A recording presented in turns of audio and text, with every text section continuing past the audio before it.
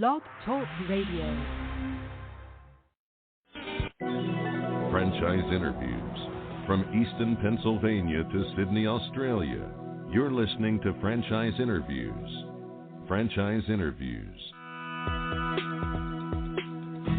Welcome to Franchise Interviews. Franchise Interviews has been giving an up-close, behind-the-scenes look at franchising and entrepreneurship. Listen to interviews with franchisers, franchisees, franchise authors, franchise experts, and attorneys.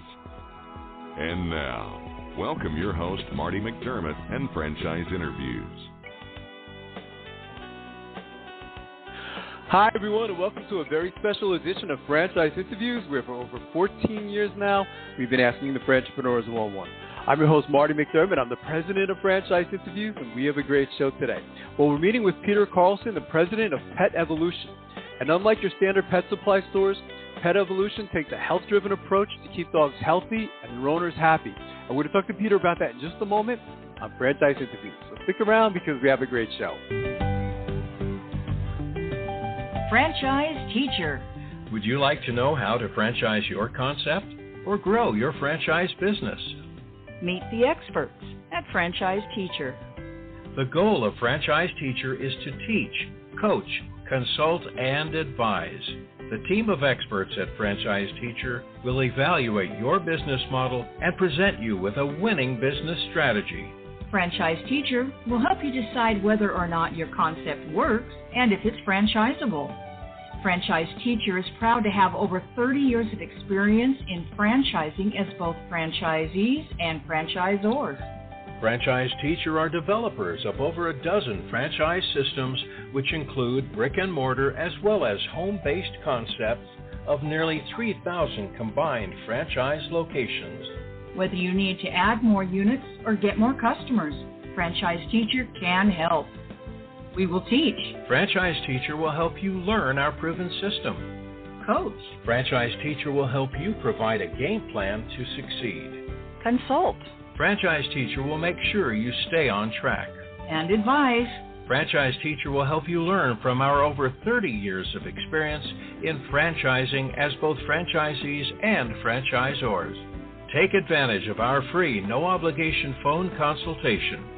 Simply go to franchiseteacher.com or call us at 561-385-3032. That's franchiseteacher.com or call us at 561-385-3032. Hi, this is Connie McDermott, Administrative Assistant for Franchise Interviews, LLC, and you're listening to Franchise Interviews. Franchise Interviews. From Easton, Pennsylvania to Sydney, Australia, you're listening to Franchise Interviews. Franchise Interviews. Hi, everyone, and welcome back to a very special edition of Franchise Interviews, where for over 14 years now, we've been asking the Franchipreneurs one-on-one. I'm your host, Marty McDermott. I'm the president of Franchise Interviews, and we have a great show today. We're meeting with Peter Carlson, the president of Pet Evolution. And unlike your standard pet supply stores, Pet Evolution takes a health-driven approach to keep dogs healthy and their owners happy. Hi, Peter. How are you? Welcome to the show. Marty, I am doing great. How are you, my friend? I am doing fantastic, Peter. It's great to have you on the show today. We would like to ask our guests, where are you calling from this morning, Peter? I'm actually in Little Canada, Minnesota, kind of an oxymoron, northeast community of St. Paul, and across the street from a little lake over here, but just 15 minutes from downtown St. Paul and 20 from downtown Minneapolis. I think that sounds beautiful. And it sounds like that's where the organization did. Is that where you got your start, Peter? Yes. So Pet Evolution originally evolved here in Minnesota with our flagship store in Woodbury, which it's been there for 9 years. And then we opened up a store in Arden Hills a couple years ago, which is a nice little bedroom community to Roseville over kind of on the St. Paul side. Maybe you could tell the story of how the whole concept of Pet Evolution got started, Peter. You know, we've been hosting the show now 14 years, and we've always found that there's always like this great story on how the company got its start. Maybe you can go back to the beginning. Absolutely. So Rian, Thiele, and Mike Osborn are the co-founders of Pet Evolution. And about 9-10 years ago, I mean, they always grew up with just a pure passion for animals and dogs, and dogs specifically, because about 95% of our business is dogs. We love cats, but it's just kind of evolved into that. But Ryan and Mike had issues with their dogs at the time in terms of just allergies, itching, just, you know, chronic stomach issues. And so they started Pet Evolution with really the mindset of bringing more of a wellness balance to dogs and cats. It's an amazing story, Peter. I grew up with dogs my whole life, and then I met my wife, and you know we got married, and she had severe allergies to dogs. You know, so this is the first time in my life, you know, for the last several decades, I haven't had a dog. You know, so and I've always felt bad for my son because he loves animals. You know, and it's such a fascinating story. It was, you know, going through the YouTube videos and the website and things like that, and I see you have a number of different products or different goods and different services. Maybe you could talk about some of those goods and services, because I think they're really interesting and unique. Yeah, absolutely. In fact, it's really interesting. We had our first regional development training last week in Minneapolis. Oh, wow. And Ryan put on a show from Twin Cities Live, which is from the ABC affiliate. Yeah. And it was an expose on his rescue, Heather. And if anybody saw the before picture of when Ryan actually got Heather, and then the after picture in terms of what Heather looks like today and her coat and just her whole affect and how Ryan really transformed her into the beautiful dog she is today, it's really quite amazing. And that really leads into 45% of our business is our nutritional dog food, Marty. And all of our dog food is free of corn, wheat, soy, byproducts, artificial sweeteners, and colors. And we actually break it down into 4 descriptive sectors. And what a lot of people don't understand, Marty, is, you know, dogs are like pack animals. They're like wolves, right? And if you think about wolves, what is the best thing, and what do wolves actually do is they kill their prey and they eat raw food. And raw food is the best thing you can possibly feed your dog. I didn't even know that, Peter. You know, and I was, you know, as I was looking at the website, I was remembering the old days, Peter. My mom. This whole industry has just changed so much, you know, over the last, you know, 20, 30, 40 years. I mean, it's incredible. When I had a dog, it was nothing like this, you know. And I'm sure it's the same for you. But you know, I remember the days of even washing our dog. We pretty much had labs most of our lives, you know, and I remember, you know, washing her in the tub and the mess that with all the hair, my mom used to flip out. And you have this great service where the dogs can come in and I guess they can wash right in this like tub, couldn't they? Marty, they can. And you know, it's interesting. You talked about how this business has really evolved. Yeah. You know, think of it in the paradigm shift of our own human race and how all of a sudden about 20, 25 years ago, you know, you almost go back to the 70s, and you really see how wellness had such an impact. Well, it's no different for dogs. I remember back in the day, and no shots on these brands, but I used to feed our dog Gaines burgers and Chuckwagon. You remember the old Chuckwagon? Yeah, the guy, you know, with the animated thing going across the kitchen. Yep. I mean, I don't even want to know what was in that stuff. It was so nasty. That's true.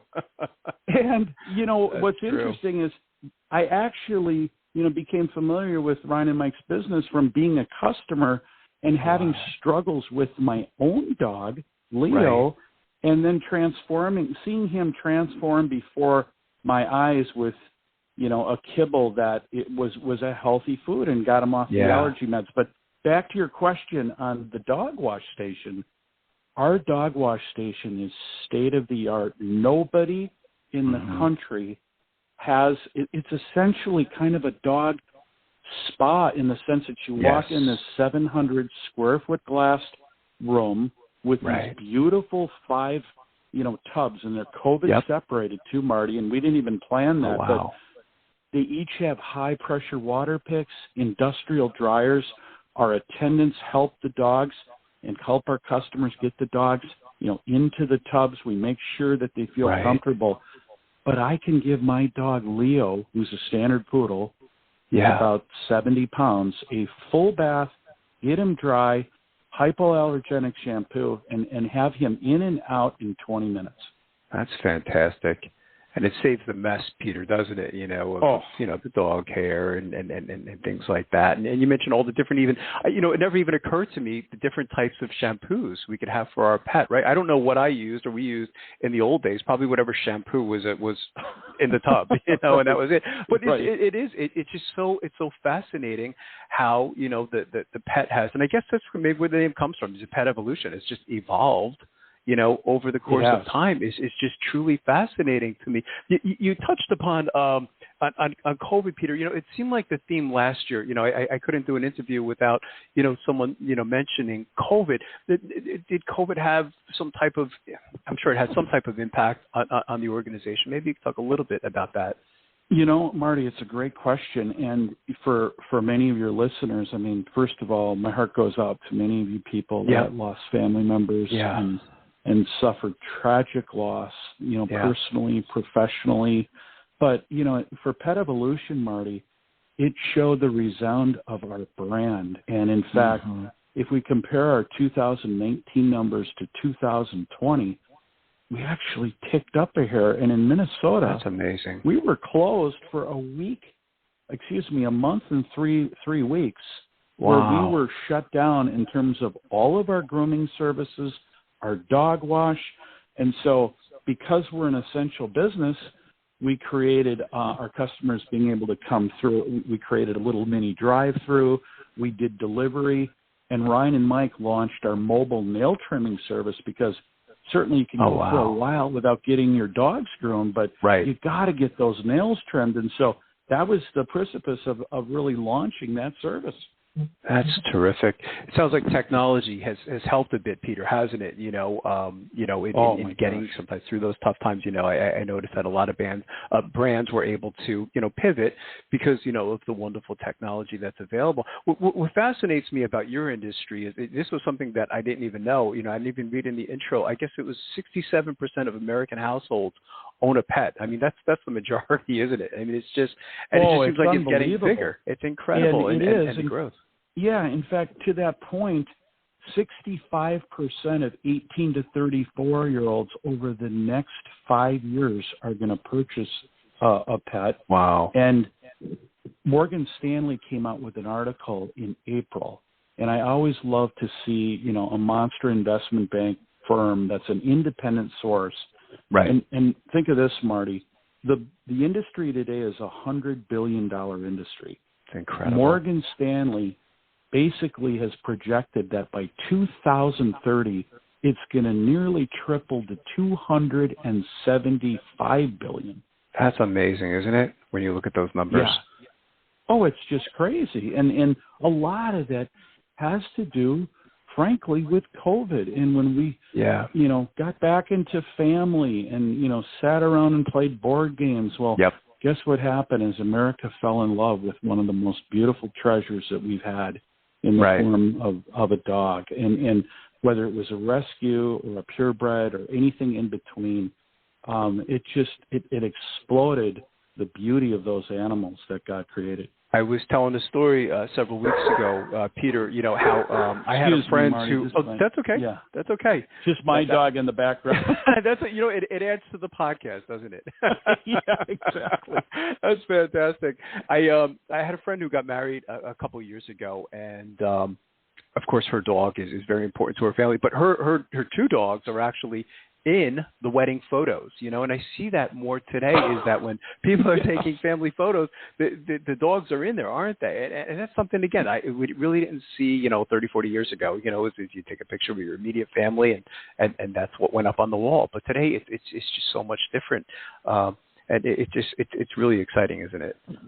Well, it is. And in fact, to some of the metrics that we talked about earlier, 69% of all pet owners feel that their pet is part of the family, and they strongly feel that. And we actually just granted a franchise to a wonderful gal who was in corporate America, managed, hundreds of different people across the country. And her primary family is her two dogs. And those dogs to her are like her children. And she's got such a passion coming in. It's just really neat to see. It is. At what point, Peter, did the founders realize that they said, okay, we have something here, and I think this concept can be duplicated not just in Minnesota, but in California and Pennsylvania and really all over the United States and world. At what point did they decide that they were ready to franchise? It's interesting, Marty, because they had been approached 3 other times. I went through my experience with Leo, and I was a customer of Pet Evolution. Yeah. And when I saw Leo's transformation from allergies, having horrific stomach issues, nasty blowout diarrhea every other month, and seeing him completely change before my eyes because of my franchise development background, I approached Mike and Rian, and we just sat down and talked, and really, it really was created from just my own experience, and they had definitely been thinking about franchising. I think they liked the fact that, I was a customer and they loved that story, but also I've been in franchising a long time, and I've been very blessed with, being involved in a number of brands. So I just had to take this to market, and I was so glad that they were receptive and saw what I saw as well. And that it's not easy, Peter. That's to franchise a concept is not easy. As you mentioned, Mike and Ryan, they said they were approached and say, wow, this would be a great franchise. But a lot of businesses say, okay, well, how do you even get started with something like that? And then they need someone like yourself who has a background in franchising, but you're also passionate about the concept. And it sounds like it just made for a great team of you, Mike and Ryan, coming together, didn't it? It really did, and I've been blessed by having different people that I've owned different franchises with, and one of the ones that my team grew was we grew the largest region in the country for Massage Envy, and during that run, interestingly enough, 3 different franchisees within that brand have gone forward and invested in Pet Evolution, and in fact, my partner Fred Machaki, who was our second franchisee in Illinois, he's on the Pet Evolution team and is one of our members on the board and owners of the franchisor. And Fred has had a tremendous operating career in many different brands. So we've just been really, really blessed by the team that we put together along with Ryan and Mike's dad, Jay Osborn. We're poised for growth, Marty.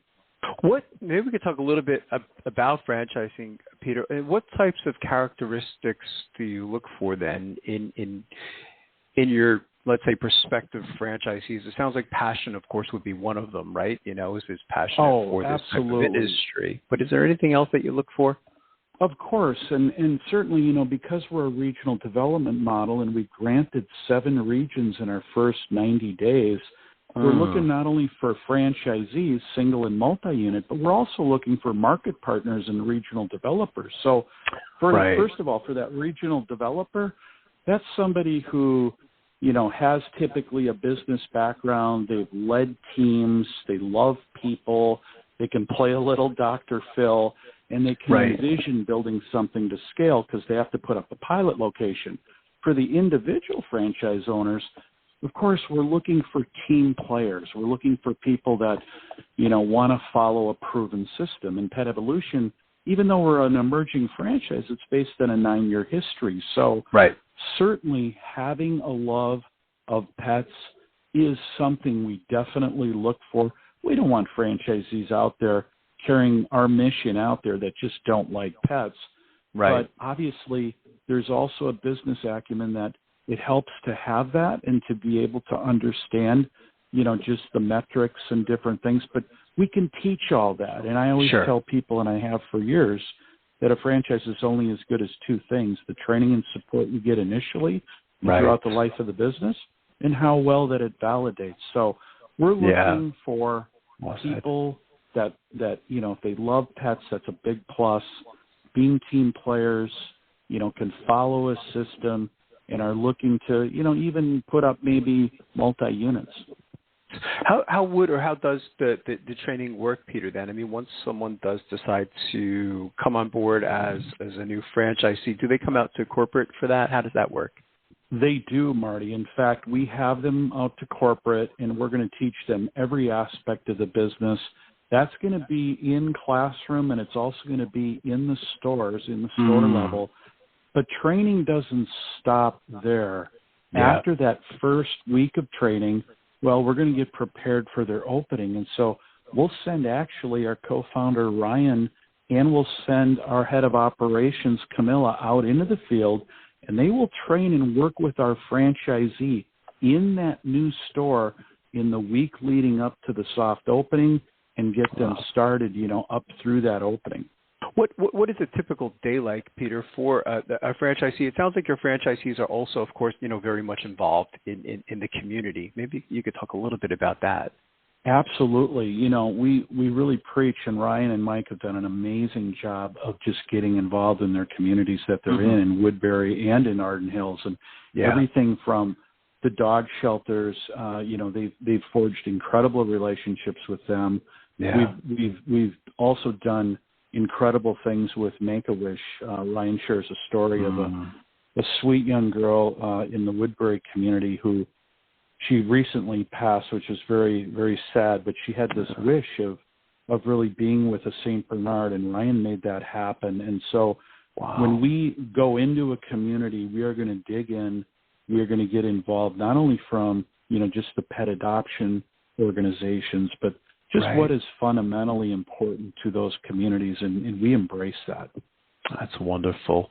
You've been involved in franchising for quite some time now, Peter. And when I have someone on the show like yourself, I always have to ask, because we've been doing the show such a long time now, and the biggest question we get for a lot of our listeners is, where do I begin? Because it seems like, when I first got involved in franchising back in 1999, they always said like there was something like 1,200, 1,500 concepts, and now today they're saying something like there's like 4,000 different systems to choose from. So it makes it difficult for some. They say, where do I even begin? What advice, from everything you've learned up to this point, what advice would you give to our listeners in their quest to buy a franchise? What a great question, Marty. I was fortunate in that I started fundamentally as a franchise consultant, and I've worked with thousands of people to not only identify and profile them, but take their skill set as well as their passions and try to introduce opportunities. I would encourage people to work with a franchise consultant, because the wonderful thing with that, as you know, is that prospective buyer doesn't pay anything for their service. Right. They're compensated through the parent franchise company, and so you get the value add of some incredible people that have been down the franchise road. They've been down the independent business ownership road, and there are such skilled people that do what they do. In fact, I'm going to a conference for an organization called FranChoice. Actually, tomorrow I'm flying in, and it's our first in-person franchise conference coming out of COVID, but they're one of the best in the industry, and I really would suggest people, seek out a franchise consultant and see what the value can be, because you're right, Marty. It's daunting how in the world you choose amongst over 4,000 brands. I mean, it's kind of scary, really. It is scary, Peter. Yeah, I've had a number of stories on the show to kind of, piggyback on what you said, Peter, where, someone did use a franchise consultant. A lot of times it was FranChoice, by the way, and they directed them to a franchise that in a million years they never even pictured being part of, like whether it would be like a window cleaning franchise or a yogurt franchise, they said no way when they were first presented, and they ended up being so happy, and I appreciate that you said that, because we've had a lot of success stories over 14 years of what you just said, and it kind of validates what you just said as well. So I think it's so important. So as the president of the company, I can ask you, Peter, I mean, where do you see the organization, Pet Evolution, in maybe 3 years, 5 years down the road? That's a great question, Marty. I mean, again, what's interesting is we've been involved in different brands, and I have to be honest, not since Massage Envy, where Massage Envy came in and took a very fragmented industry and completely branded it. The popularity and the growth was incredible. When I take a look at Pet Evolution and this explosion of ownership and the love and the growth in this industry, our model is poised to really grow. We see 3 to 5 years down the road, we definitely see 200 to 300 stores. Wow. We've had explosive growth from the start. We're licensed now in all 50 states. We did that in a very short time for an emerging model, but it's because of our background and all that. But in addition to that, we're a regional development model, so people can come in and either buy the rights to a given region based on their background, or we will grant single and multi-units before we sell the region as well if we find the right people. So, as I stated, 7 regions we've sold in our first 60 to 90 days, and we've also granted another additional 6 licenses in our backyard in Minnesota. That's terrific. What's the best way, Peter, for our listeners to get more information on Pet Evolution? Any websites or numbers you want to Yeah, absolutely. They can go right out to our website, which is petevolutionfranchising.com. Okay. petevolutionfranchising.com. Okay. They can fill out just a little, bit of information, and, we would love to get back in touch with them and see if there's a fit. That's fantastic. Well, I can't tell you how much I've enjoyed talking to you this morning, Peter, and I'd like to invite you back, over the next year or so as you continue to grow, because I think Pet Evolution has a wonderful franchise opportunity. Marty, thank you so much. This is my first exposure to your show, and man, I love what you're doing out there. And thank you. Just what you're giving back for, the American people, and certainly at a time when they need to take a look at franchising as an alternative to, kind of some of the things they've been doing. God bless you for that. Thank you. God bless you as well, Peter. It's great to have you on the show. We'll be right back with more franchise interviews. Coming up on segment 2, you're going to hear what every franchipreneur needs to know before buying a franchise. We're going to play a clip from our popular Great Quotes in Franchising podcast right here on Franchise Interviews. Franchisers, are you looking to reach aspiring entrepreneurs looking to buy a franchise? Are you looking to reach a highly educated audience on franchising? For over 8 years, Franchise Interviews has been giving an up-close, behind-the-scenes look at franchising and entrepreneurship through our website, franchiseinterviews.com, where you can hear and read interviews as well as get tips from some of the most successful sources in franchising. Our weekly franchise radio show where each week you get to hear a new interview with franchisers, franchisees, franchise authors, franchise experts, and attorneys, and our podcast, Great Quotes in Franchising. For more information, go to franchiseinterviews.com or call us at 610-905-2919. That's 610-905-2919. Today's Great Quote in Franchising is being brought to you by Franchise Teacher. Would you like to know how to franchise your concept or grow your franchise business? Meet the experts at Franchise Teacher. The goal of Franchise Teacher is to teach, coach, consult, and advise. The team of experts at Franchise Teacher will evaluate your business model and present you with a winning business strategy. Franchise Teacher will help you decide whether or not your concept works and if it's franchisable. Franchise Teacher is proud to have over 30 years of experience in franchising as both franchisees and franchisors. Franchise Teacher are developers of over a dozen franchise systems, which include brick and mortar as well as home-based concepts of nearly 3,000 combined franchise locations. Whether you need to add more units or get more customers, Franchise Teacher can help. We will teach. Franchise Teacher will help you learn our proven system. Coach. Franchise Teacher will help you provide a game plan to succeed. Consult. Franchise Teacher will make sure you stay on track. And advise. Franchise Teacher will help you learn from our over 30 years of experience in franchising as both franchisees and franchisors. Take advantage of our free, no-obligation phone consultation.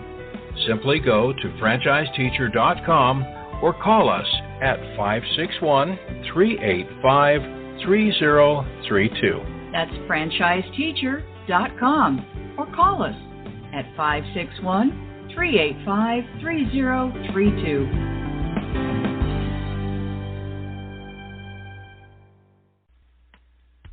Hi, everyone, and welcome to another edition of Great Quotes in Franchising, where each podcast you get to hear a great quote in franchising. You know, we've been hosting franchise interviews now almost years, and during that time, we've had some incredible quotes on the show. Today, you're going to get to hear from Carol Mercurio, and she talks about a subject that we talk frequently on the show, which is following the franchise system. She gives a lot of great other advice in addition to aspiring entrepreneurs, but I just thought her advice was fantastic. So here we go with Carol Mercurio, franchise consultant. It is, because success means different things to different people. Right. You know, there are people that could be very happy making $40,000, $50,000 a year, and there's others that would just never tolerate that. So you have to pick the right opportunity. It's going to meet not just your personal goals, but your income potential as well. You have to like what you're doing, and most of the time that'll turn into making more money. So. Oh, definitely. And, you know, the truth is that franchising really isn't for everyone. You know, it's, Michael Gerber, you know, one of your guests who is one of my heroes, so to speak. Right. I love his book. I recommend his book all the time. Yeah. And as he says, you know, there's a difference between an entrepreneur and what he calls a technician. Oh, absolutely. So, you know, and we'll go into that if you want to move forward in Sure, slide. absolutely. We'll go to the next slide, and that's slide 4, Carol says. That's all great, but... Do you have what it takes? And that's really what this presentation will help people do. When I do this presentation live, it takes about 2 hours, and, you know, there are people at the end of the presentation who will run to the front door and can't get out fast enough. They're scared to death. Or you have those folks that just linger on because they really want to learn more and educate themselves to see if this is the right fit for them. But there's a lot to figure out, you know, before you actually can pull the trigger and make that decision. And as you mentioned just previously, the due diligence is imperative. You know, you have to do a good job of figuring that out. You know, is it the right connection personally, and are you connecting with a company that you feel is a comfortable marriage between the two of you? Absolutely. Right. And so that's what we're going to do, is help determine if this is, in fact, the right path to explore. And then we can move on to motivation. Okay. And, you know, for me, I think motivation is really, really a major component of this whole process. I agree. If you're not motivated to do this, don't do it. If somebody tells you you should do it for a variety of different reasons, but it's not your own passion, right, you probably won't do well at it.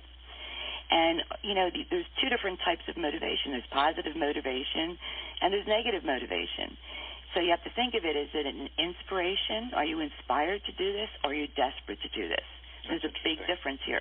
Absolutely. Are you know, running from something, or you're running towards something? Right, right. And, you know, for me, I work with a lot of folks that have been downsized, and they're in transition in life, and I certainly can relate to it. But they may go to looking at a business because they can't find a job. Or maybe lesser positions are offered to them, less money, less title, or maybe their severance is about to end and they need to make some decision quickly. Bad choice. Right. Not a good reason to buy a business. That's like a last resort type of decision. So you can quickly determine part of your services is finding out that motivation level pretty early on. Oh, absolutely. In fact, I won't move forward in our consultation until that candidate can tell me what their reason is. Right. And it's not just because, you know, I want control over my destiny. Who doesn't? You know, everybody does. That's true. They want to make more money. Who wouldn't? Right, absolutely. You know, it has to go layers deeper than that, or as I look at it, you know, having a burning desire. Or I'll add to that a little pain. You know, if you can't relate to the pain, then there's no reward at the end. Absolutely. And going into business for yourself can be painful. You know, with franchising, of course, it's a little bit easier because you have all the support. But it's still, you're starting a business from scratch. That's and you what have Marty and to I really always want talk it. about. Right. I'm sorry? Right. We always talk about that, that there's no guarantee of success, but if you follow the system, work hard, look at the stats we just went over. I mean, the failure rate's so low. And then with getting the right match, you know, consultation from someone like yourself, and, you know, you should be okay. Well, and it's true. And, you know, the systems that are in place with franchising are the major reasons why people gravitate to franchising. But if you're not the personality to follow a system, and you're more of that entrepreneur, as Michael Gerber would say, the best way to describe it is you can't paint the golden arches green. Right, right. You know, it just won't work. Absolutely. Either you follow the system and you'll be successful or not. But most importantly, there has to be a motivation. And everyone's motivation is different. You know, the way I help people see things is if you look down the road, say, the next 3-5 years from today, how do you see your life being different, if at all? Right. You know, what do you want to accomplish? You know, and for some people, it might be doing things that they've just missed doing, like having the freedom to play golf, or, you know, having the money to buy a boat and taking their family on it and being with their family and having that quality time that they just don't have in their current world. That's interesting. So you consider that positive motivation because that's the whole big picture of success in business, working hard, and then having all that personal stuff on the side. Oh, yeah. What's the end result look like? You know, what is it that you want to accomplish by being in business for yourself? I mean, what is your burning desire? Where is the pain now? I mean, if you look at your current situation today, you know, I'll have people that I'm working with that are making, you know, well over six-figure incomes, and they... Thanks, everyone, for listening, and we'll see you again soon with another edition of Great Quotes in Franchising from Franchise Interviews. Take care, everyone. Franchise Interviews. From Easton, Pennsylvania to Sydney, Australia, you're listening to Franchise Interviews. Franchise Interviews.